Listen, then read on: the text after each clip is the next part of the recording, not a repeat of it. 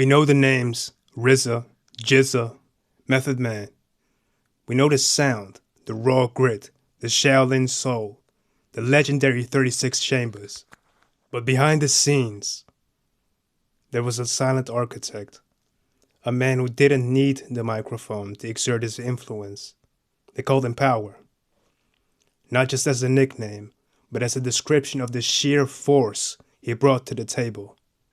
Oliver Grant, also known as Power, passed away recently at the age of 52. He left behind more than just memories. He left the undeniable blueprint for what we now call artist ownership. Today we're looking at the legacy of a man who built the infrastructure beneath the empire. This is the story of Oliver Power Grant. Power wasn't just a supporter. He was a foundational pillar.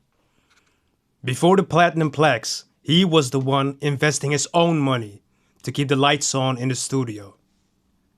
When the Wu-Tang Clan signed their legendary deal with Steve Rifkind of Loud Records in 1992, it changed hip-hop forever.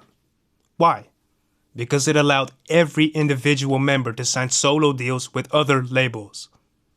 Power, alongside RZA and Divine, were the astute strategists behind this groundbreaking move. He understood that the W was a brand, not just a music group. He was the executive producer on every Wu-Tang Clan album, ensuring that the creative genius of the clan was backed by a rigid, forward-thinking business structure. But Power's most revolutionary move came in 1995. At the time, merchandise meant cheap t-shirts sold at the back of a concert hall. Power saw something bigger. He founded what we now know as Wu-Wear. Got an offer for Wu-Wear. Like a big offer. If I take the deal, like, I can make that cream on royalties forever. Oh, what? I'm saying? So what's the problem? I lose control. We ain't about to let some non-street niggas in charge of Wu-Wear. This wasn't just clothing. It was a powerful declaration of independence. Wu-Wear became the first hip-hop brand to be featured prominently in the windows of Macy's on 34th Street. A monumental achievement at the time.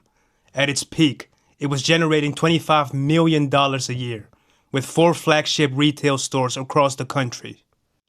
Before Yeezy, before Sean John, before Rocawear, there was Wu-Wear. Power proved that the inner city creativity didn't need to be licensed away to corporate giants. It could be owned, manufactured, and controlled directly from within the culture. Power's vision didn't stop at fashion. He was a pioneer in the digital space before multimedia was even a common buzzword. In 1999, he produced and developed Wu-Tang Shaolin style for the PlayStation. It was a bold, innovative move, seamlessly bringing the clan's unique aesthetic and mythology into the burgeoning world of gaming. Power also stepped confidently in front of the lens, appearing in the cult classic Belly, Knowledge bone. What's the science, baby? and Black and White. Every move was calculated to strategically expand the Wu universe. It wasn't chasing the spotlight, it was meticulously building the stage for others to shine. Power Grant passed at 52. But his profound influence is visible every single time an artist negotiates for their masters, launches a venture capital fund, or starts a fashion house. He was the steady force, the man who preferred the quiet shadows of the boardroom to the dazzling glare of the stage, understanding that true power often operates behind the curtain.